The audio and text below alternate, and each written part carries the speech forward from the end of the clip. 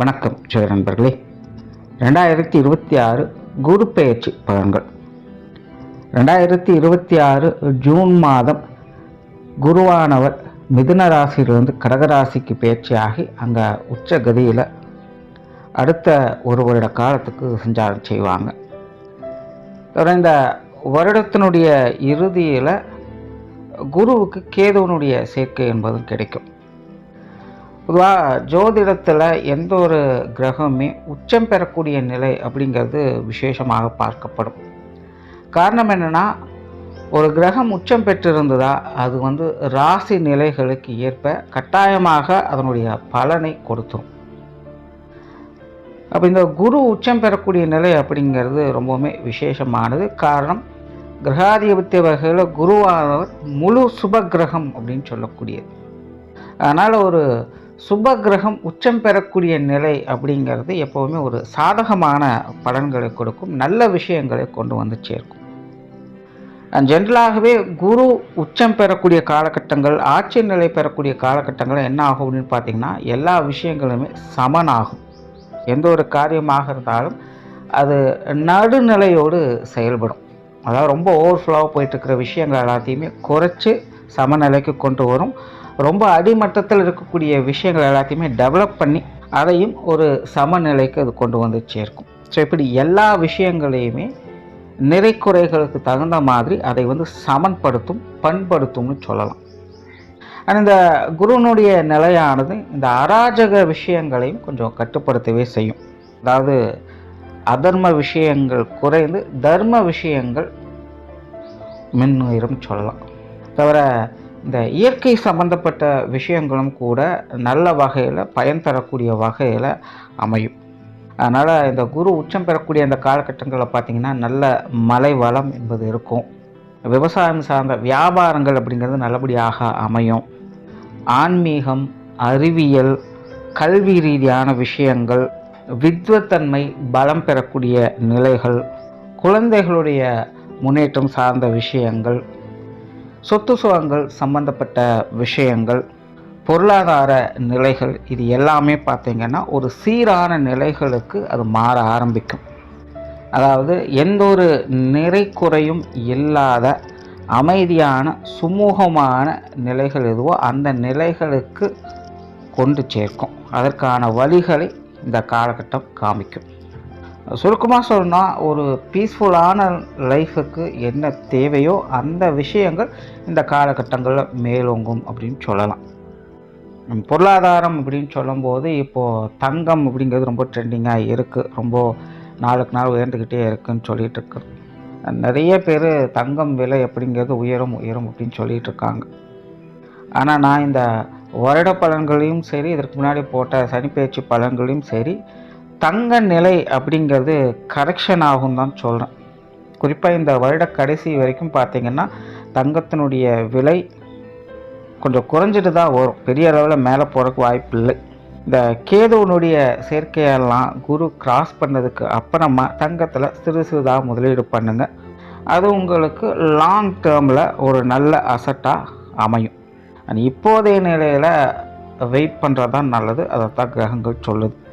So பொதுவான வகையில் இந்த குருவனுடைய அமைப்பானது எல்லா விஷயங்களையுமே ஒரு சமச்சீரான வகையில் செயல்படும்னு சொல்லலாம். இனி மேற்கொண்டு உங்களுடைய ராசி மற்றும் லக்னத்துக்கு இது என்ன மாதிரியான பலன்களை கொடுக்குது அப்படிங்கிறத பார்க்கலாம். நீங்கள் சொல்லக்கூடிய விஷயங்கள் எல்லாமே உங்களுடைய ராசிக்கும் பொருந்தும், லக்ன ரீதியாகவும் அது பொருந்தும். மேஷ ராசி மற்றும் மேஷ லக்னம். பொதுவாக மேஷத்தை பொறுத்த வரைக்கும் இந்த குரு பெயர்ச்சி ரொம்பவுமே சிறப்பான பெயர்ச்சி அப்படின்னு சொல்லலாம். ஒரு பக்கம் மேஷத்துக்கு 7.5 சனிங்கிறது நடந்துக்கிட்டு இருக்கு. ஆனாலும் அதனுடைய பாதிப்புகள் பெரிய அளவுக்கு இல்லாத மாதிரி மற்ற கிரகங்கள் உங்களுக்கு சப்போர்ட்ஃபுல்லாக தான் வேலை செஞ்சுக்கிட்டு இருக்குது. அதனால் மேஷராசியை பொறுத்த வரைக்கும் 7.5 சனி ஆரம்பித்த காலத்தில் கொஞ்சம் ஸ்ட்ரகிளாக இருப்பாங்க. அதுக்கப்புறம் அப்படி இப்படின்னு எல்லாத்தையுமே சமாளித்து கொஞ்சம் ஸ்டடியாக தான் இருக்காங்க. ஏன்னா அடிக்கடி சில நேரங்கள் தவிர்க்க முடியாத விரயங்கள், செலவுகள், அலைச்சல்கள் அப்படிங்கிறது போகத்தை செய்யும். பட் அதுவுமே பெரிய அளவுக்கு சங்கடம் அப்படின்னு சொல்கிறதுக்குலாம் எதுவும் இல்லை. அந்த வகையில் இப்போ வரக்கூடிய இந்த குரு பெயர்ச்சி அப்படிங்கிறதும் மேசராசியை பொறுத்த வரைக்கும் ரொம்பவுமே ஒரு பெனிஃபிட் தரக்கூடிய வகையில் தான் அமைஞ்சிருக்கு.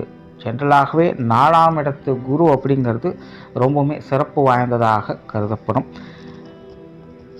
அதிலும் மேஷத்துக்கு இது உச்சம் பெற்ற நிலைகளில் இந்த அமைப்பு செயல்படுது அப்படிங்கும்பொழுது மேஷராசிக்காரங்களுடைய வாழ்க்கை நிலை அப்படிங்கிறது கண்டிப்பாக முன்னேற்றம் பெறக்கூடிய காலகட்டமாக தான் இது இருக்கும்.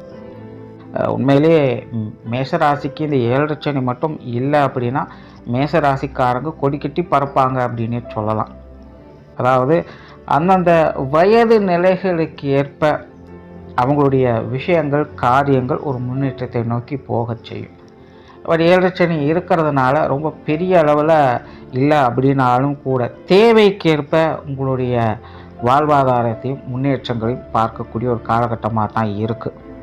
குறிப்பாக இந்த சொத்து சுகங்கள் வகையில் நல்ல ஆதாயம் தரக்கூடிய விஷயங்கள் அமைஞ்சு வரும்.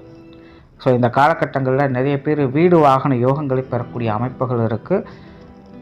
ஸோ மேஷராசிக்காரங்க மேஷ லக்னக்காரங்க எல்லாத்துக்குமே பார்த்திங்கன்னா ஏதாவது ஒரு அசட்டை நமக்காக உண்டாக்கிக்கணும், டெவலப் பண்ணிக்கணும் அப்படிங்கிற எண்ணங்கள் அதிகரிக்கும். அது சார்ந்த விஷயங்கள் காரியங்கள் அவங்க ரொம்பவுமே மும்மரமாக ஈடுபட்டுக்கிட்டும் இருப்பாங்க.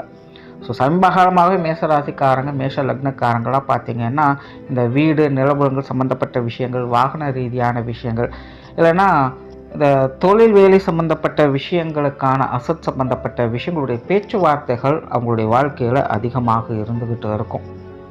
ஸோ அந்த மாதிரியான விஷயங்கள் காரியங்கள் எல்லாம் ஈடேற்றி கொள்வதற்கான ஒரு காலகட்டமாக இது உங்களுக்கு அமையும். ஸோ இந்த அசட் சம்மந்தப்பட்ட விஷயங்கள் நீங்கள் என்னெல்லாம் பிளான் வச்சுருக்கீங்களோ அதெல்லாமே இந்த காலகட்டங்களில் நீங்கள் செய்து முடிக்கக்கூடிய திறன் என்பது உருவாகும். அண்ட் 7 சனி நடக்கிறதுனால நிறைய பேருக்கு ஏதாவது கடன் வாங்கியாவது இடம் வாங்கலாமா, வீடு கட்டலாமா அப்படிங்கிற எண்ணங்கள்லாம் அதிகரிக்கும். ஸோ அந்த மாதிரியான விஷயங்கள் கூட இந்த காலகட்டங்கள் உங்களுக்கு ரொம்ப நல்ல முறையில் கை கொடுக்கும்னு சொல்லலாம். அதாவது இந்த கடன் சார்ந்த விஷயங்கள் அப்படிங்கிறது இந்த அசட் சம்மந்தப்பட்ட விஷயங்களுக்கும் கல்வி ரீதியான விஷயங்களுக்கும் ரொம்ப சாதகமாக இருக்கும். ஆனால் அதுவே மற்ற விஷயங்களில் நீங்கள் கடன் வாங்குறீங்க அப்படின்னா அதில் கண்டிப்பாக கவனம் என்பது தேவை. இந்த உடல்நலம் சம்மந்தப்பட்ட விஷயங்கள்லாம் இந்த காலகட்டங்களில் உங்களுடைய கட்டுப்பாட்டில் இருக்கும்னு சொன்னால் நிறைய பேருக்கு ஹெல்த் பெனிஃபிட்ஸ் அப்படிங்கிறது அதிகமாகவே இருக்குது. தொடர்ந்து ரொம்ப நாளாக மெடிக்கேஷன்லாம் இருக்கீங்க அப்படிங்கும்போது அதெல்லாம் கண்ட்ரோல் ஆவதற்கான காலகட்டமாக இது இருக்கும். ஸோ இந்த உடல்நல விஷயங்கள் மேம்படுதல் என்பது அதிகரிச்சுக்கிட்டே இருக்கும். ஆன்மீக எண்ணங்கள் கொஞ்சம் மேலோங்கும். அமைதி தரக்கூடிய விஷயங்கள், சந்தோஷம் தரக்கூடிய விஷயங்கள் காரியங்களில் ஈடுபட்டு வருவீங்க. பொதுவாக மேசராசி அப்படின்னாலே கொஞ்சம் அவசர குணம் என்பது இருக்கத்தான் செய்யும். ஆனால் இந்த காலகட்டங்கள் அந்த மாதிரிலாம் இல்லாமல் ஒரு நிதானமான நிலைகளில் செயல்பட்டு வருவீங்க. அதெல்லாம் உங்களுடைய மனசுக்கு கொஞ்சம் இதமாகவும் சந்தோஷத்தையும் கொடுத்துக்கிட்டு வரும். இல்லங்களில் சுப காரியங்கள் என்பது ஈடேறும். அதிலும் குறிப்பாக குழந்தைகளுக்கான சுப காரியங்கள் அல்லது இந்த வீடு நிலபலங்கள் சம்பந்தப்பட்ட விஷயங்களுக்கான சுப காரியங்கள் அப்படிங்கிறதெல்லாம் இந்த காலகட்டங்கள் ரொம்ப சிறப்பாக இருக்குது. அதே போல் பெற்றோர்களுக்கான சுப காரியங்களும் இந்த காலகட்டங்களில் சாதகமாக இருக்கும்.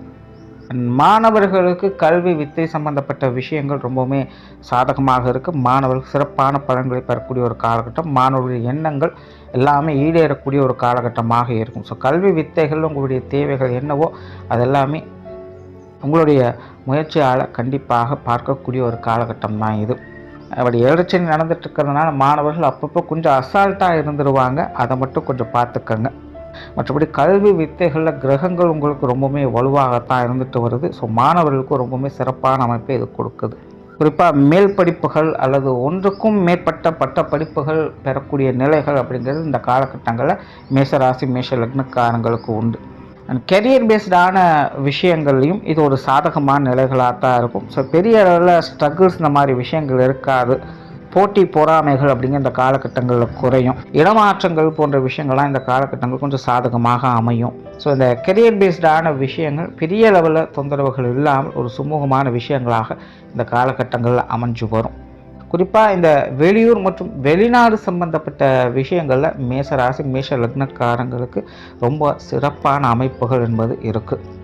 நிறைய பேருக்கு இந்த வேலைகளில் பதவி உயர்வுகள், சம்பள உயர்வுகள் போன்ற விஷயங்கள்லாம் கிடைப்பதற்கான வாய்ப்புகள் இந்த காலகட்டங்களில் அதிகமாகவே இருக்குது. குடும்ப வாழ்க்கை அப்படிங்கிற இந்த காலகட்டங்களில் சீராக இருக்கும்.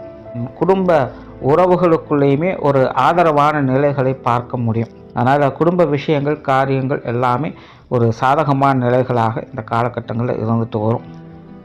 ஸோ ஓவராலாக மேசராசியை பொறுத்த வரைக்கும் இந்த குரு பெயர்ச்சி உங்களுக்கு ஒரு ஃபேவரான பெயர்ச்சியாக தான் இருக்க போகுது. அதனால் அவங்க வயது நிலைகளுக்கு ஏற்ப நல்ல முன்னேற்றங்களை பார்க்கக்கூடிய ஒரு காலகட்டமாக இது உங்களுக்கு அமையும். நன்றி, வணக்கம், வாழ்க வளமுடன்.